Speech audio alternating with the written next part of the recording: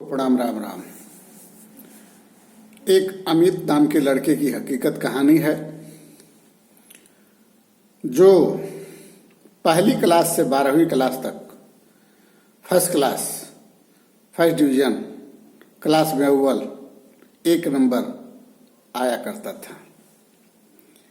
जब 12वीं पास किया और जब उसके नंबर उनके घर वाले, रिश्तेदार, मित्र देखे तो कहे कि यही लड़का एक दिन इतिहास कायम करेगा और हम लोगों का दिन बदल जाएगा। लेकिन अकस्मात जब इंटर पास किया, जब कॉलेज में गया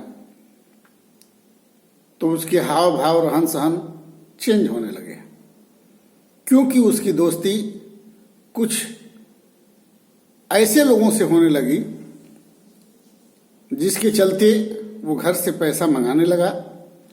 और घर वाले जब देखे कि अधिक से अधिक पैसा मांग रहा है तो घर वालों को शक हुआ कि कहीं न कहीं ये लड़का गलत संगत में पड़ रहा है। तो वो लोग इसे रोकने की कोशिश किए, समझाने की कोशिश किए, तो लड़का यह कह के डांट दिया कि हम बच्चे नहीं हैं, हम बड़े हो चुके हैं, अच्छे बुरे की हमें पहचान है, आप लोग हमें न समझाए, हम जीना जानते हैं। घर के लोग चुप हो गए। लेकिन जिसको उम्मीद होती है किसी से, और जब उम्मीद टूटने लगती है तो वह आदमी हतोत्साहित हो जाता है और सोचने लगता है कि कहीं यह लड़का बिगड़ गया तो हम लोगों का जीवन गड़बड़ हो जाएगा, मुश्किल में पड़ जाएगा। जब वो कॉलेज की परीक्षा दिया तो एक विषय में फेल हो गया। अब जो फेल हुआ उसे धक्का लगा, और धक्का लगा तो डिप्रेशन में चला गया और घर के एकांत कोने में रहने लगा। दोस्तों से दोस्ती तोड़ दिया, मित्रों से मित्रता तोड़ दिया, और जितने जहां भी बात करता था, फोन करता, सारे काम बंद कर दिया, एकदम डिप्रेशन में चला गया। ये बात धीरे धीरे उसके प्रिंसिपल को पता चली। प्रिंसिपल साहब ने जब ये बात सुना तो उनको लगा कि उस लड़के से मिलना चाहिए। जाड़े का दिन था। उन्होंने खबर भेजा कि तुम आकर हमसे मिलो। वो लड़का जब प्रिंसिपल साहब का आदेश पाया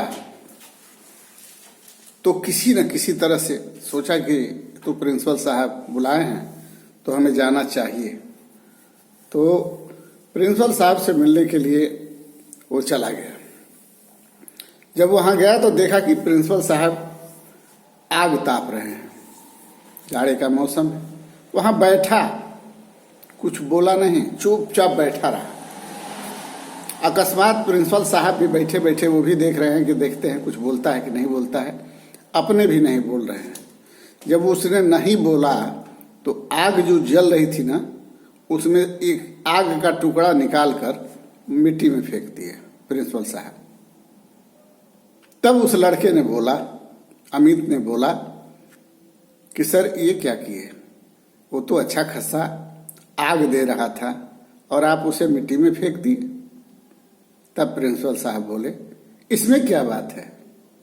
वो जल रहा था, मैंने आग में उसको मिट्टी में फेंक दिया, ठीक है, बुझ गया, लेकिन उसको फिर डाल दिया जाएगा आग में, जलने लगेगा और फिर उसी तरह से गर्मी देने लगेगा। तब वो लड़के ने कहा, मतलब हम कुछ समझे नहीं। तब प्रिंसिपल साहब ने कहा कि अरे बेटा, तुम क्यों निराश हो? तुम जलते हुए अंगारे थे जो 12वीं क्लास तक गुड फर्स्ट आते रहे, लेकिन किसी कारणवश किसी ने तुम्हें जलते हुए अंगारे को मिट्टी में फेंक दिया और वो मिट्टी में जाकर धीरे धीरे बुझ गया। तो जिस प्रकार बुझे हुए कोयले को आग में लाकर जलाया जा सकता है, उसी तरह तुम भी अपना जीवन फिर वापस ला सकते हो और फिर आग दे सकते हो, जल सकते हो, गुड फर्स्ट आ सकते हो, जीवन को बना सकते हो। यह बात फिर उस लड़के के मन में धंस गई और बहुत खुश हुआ।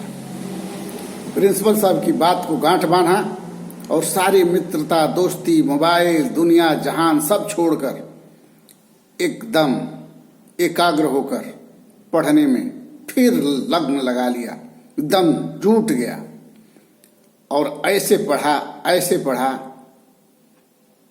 कि good first good first good first आते गया। अंतोगत्वा मुकाम को हासिल किया और इतिहास में अपना नाम अमर किया। समाज को यह सत्य कहानी के माध्यम से हम ये बताना चाहते हैं कि जो बच्चे संघर्षशील होने के बावजूद, कर्मठ होने के बावजूद, लगनशील होने के बावजूद किसी कारणवश अगर असफलता प्राप्त कर लेते हैं तो निराश न हो, डिप्रेशन में न जाएं और गलत कदम न उठाएं।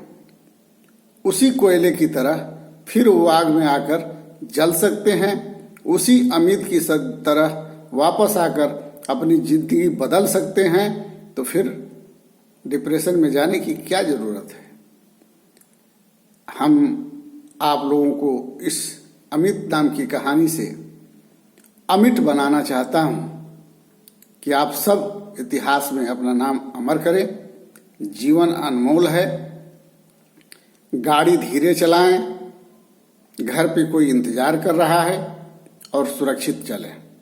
आए दिन हम देख रहे हैं कि लड़के तेज गाड़ी चलाने की वजह से अधिकांश मृत्यु के गाल में समा रहे हैं और जैसे जैसे सड़कों का निर्माण हो रहा है वैसे वैसे नौ युवकों का अंत हो रहा है और अपने तो जा ही रहे हैं, रास्ते चलते हुए पथिक को भी मार दे रहे हैं, जिसके चलते उसकी भी जान जा रही है। अगर जान नहीं जा रही है तो पैर टूट जा रहा है, हाथ टूट जा रहा है। कल की बात है, एक श्रीवास्तव जी जो बहुत दिन सभासद रहे औरास पुलिया पर खड़े थे। किसी युवक ने इतना तेज गाड़ी चलाते हुए आ रहा था कि ब्रेक लेते लेते उनके पैर में टक्कर मार दी, जिसके चलते उनका बायां पैर टूट गया। उसके बाद उनको अस्पताल ले गया और जो लड़का एक आकर धक्का मारा वो भी बुरी तरह घायल हो गया।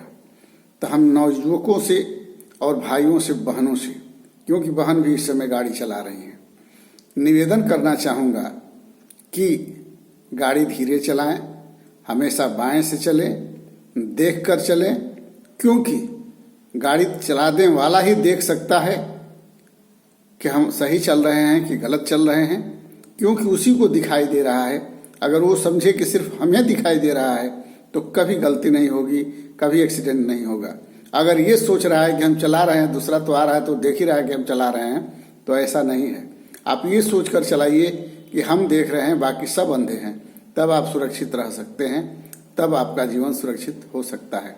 इसलिए किसी भी गलती, किसी भी कारण से आप डिप्रेशन में आकर अपने जान का नुकसान ना करें और वापस सफलता पाने में प्रयासरत रहें और सफलता हासिल कर अपने जीवन को अनमोल और सुंदर बनाएं। और इस वीडियो को अधिक से अधिक लाइक शेयर करें ताकि अधिक से अधिक लोगों को एनर्जी मिल सके, वापस आने का जज्बा बन सके और जीवन सुंदर हो सके। जय हिंद, जय भारत, जय सर्व समाज।